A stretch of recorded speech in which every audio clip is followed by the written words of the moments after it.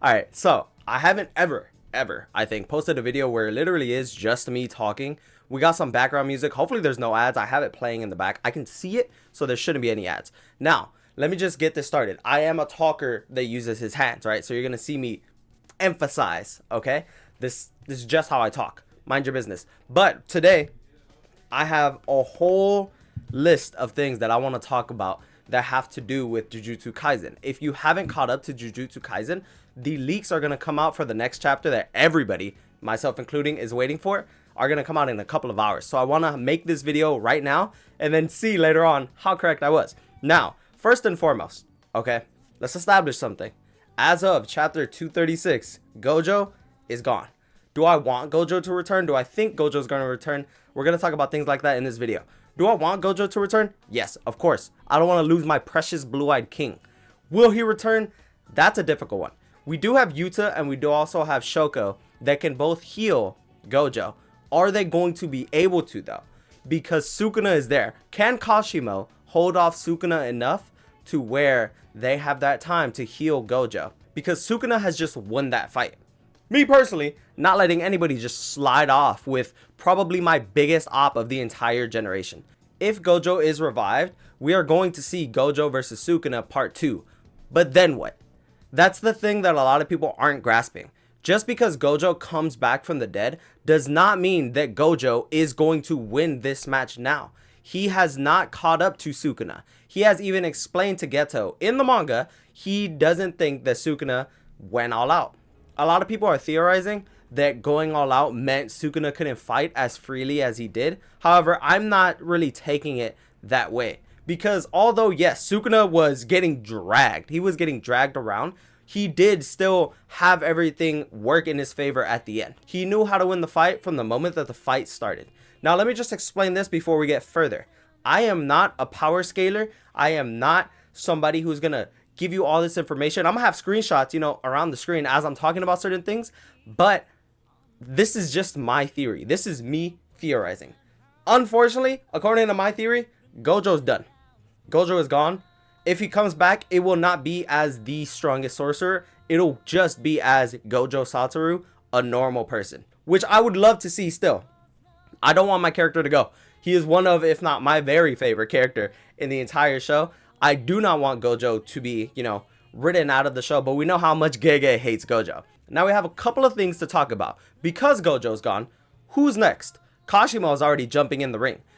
But does Kashimo even have the ability to fight against Sukuna? Kashimo has a curse technique that can only be used once. That is why he did not use it in the fight against Hakari. They talk about this after. Now, what I don't understand, everybody's putting all the stock into Kashimo, the god of lightning Kashimo. For what? We know that he was watching the fight against Sukuna and Gojo. So we know for him to just jump in, he must have a little bit of confidence in what he can do. But let's just say, right, the fight goes well, which I'm hoping it does. Kashimo will lose. Kashimo is not going to beat Sukuna. Let's just get this through our heads really quickly. Kashimo is not beating Sukuna. It would be bad writing for that to resolve the biggest issue in all of Jujutsu Kaisen. So unfortunately, let's be honest here, Kashimo has to lose. But then what? Then who fills that spot? Are you telling me every single person is going to jump Sukuna and potentially lose? Because a lot of these characters do not stack up to Gojo. And Gojo himself admits that he does not stack up to Sukuna. Now, let's take a step back. Yuta is commonly referred to as Gojo's second, right? Second only to Gojo Satoru himself.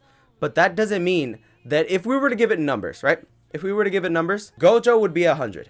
That does not mean that Yuta would be 99. If we were to give Yuta a scale, Yuta is only amounting to about 80 to 85.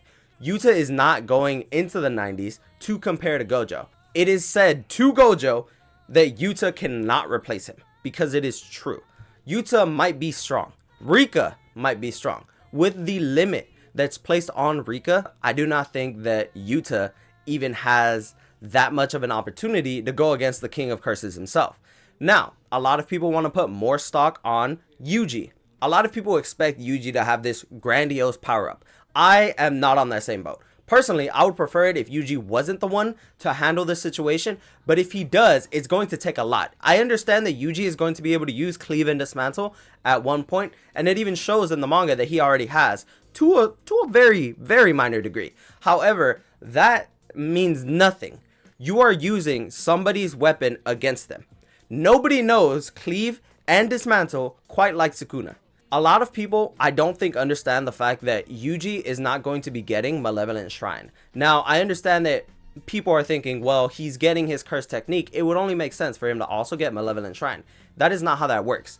Domain expansion is your innate domain, right? That means that everybody, if we were all to have domain expansions, none would be the same. All a domain expansion does, aside from being your innate domain, is guaranteed that your attacks land no matter what. There are other things you can do with it, but we're not here to talk about that right now.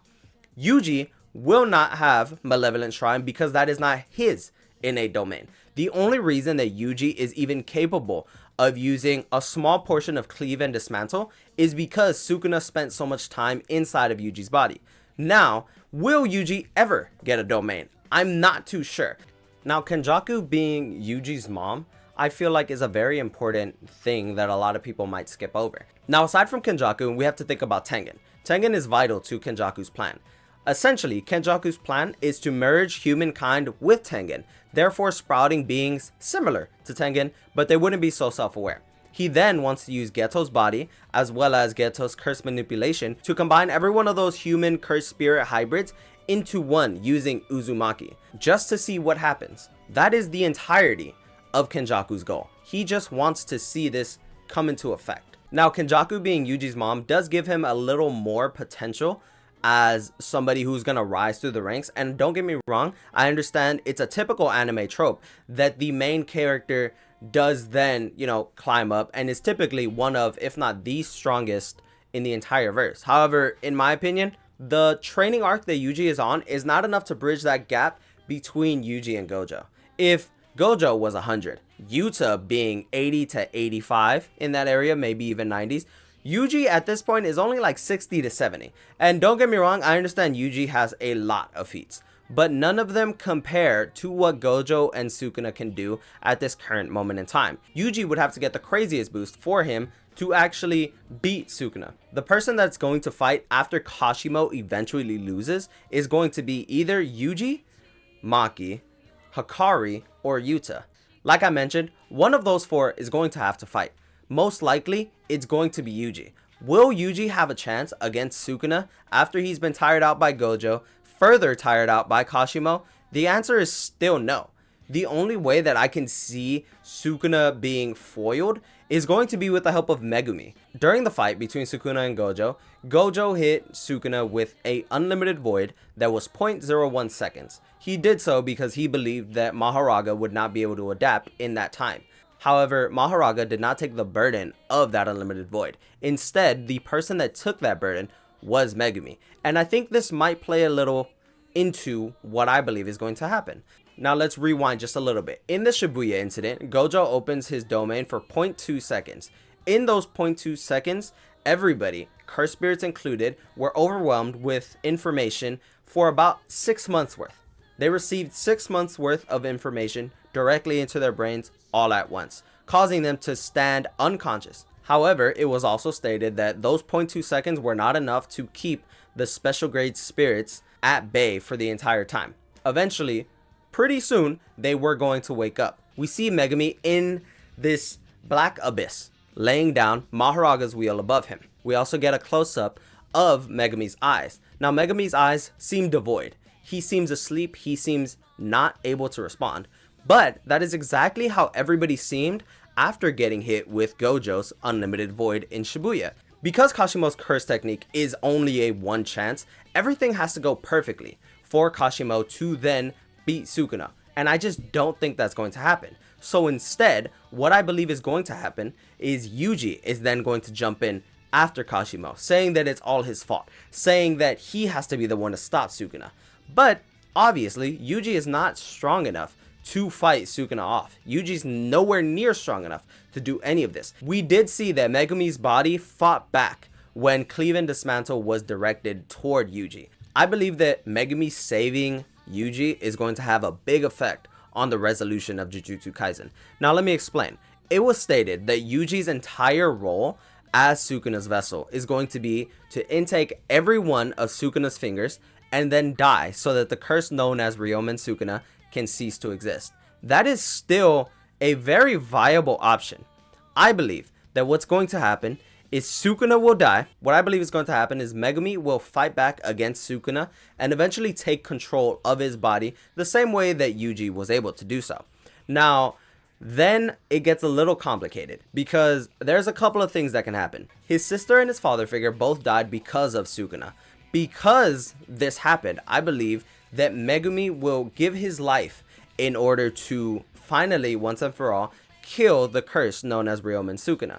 Now, a lot of people are going to say that he can just heal his body. Now, a lot of people are going to say that this might not work because Itadori was brought back by Sukuna. Itadori was only brought back because Sukuna removed his heart. He used reverse curse technique to then heal that heart and bring Yuji back to life. Now, if Megumi were to go through with this plan that I have theorized, Megumi would not simply end his own life. Megumi would either be completely destroyed by, something along the lines of cremation or any jujutsu variation of that, or sealed somewhat similar to Ryomen Sukuna. However, I don't think that Sukuna being sealed is going to change anything. Sukuna was sealed before. So I do believe that Megumi is going to have to fully give his life to relieve the world of the curse known as Ryomen Sukuna. Being in Megumi's body makes Sukuna far too strong.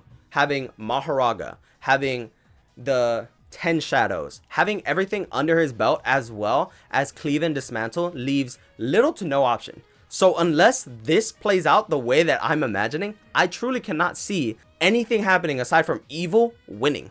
But let me know what you guys think in the comment section below. I'm going to be waiting for those leaks later on. Let me know what you guys think. Subscribe to the channel. I'm going to be doing something like this again, possibly, because I had a really good time. Yeah, thank you guys for watching.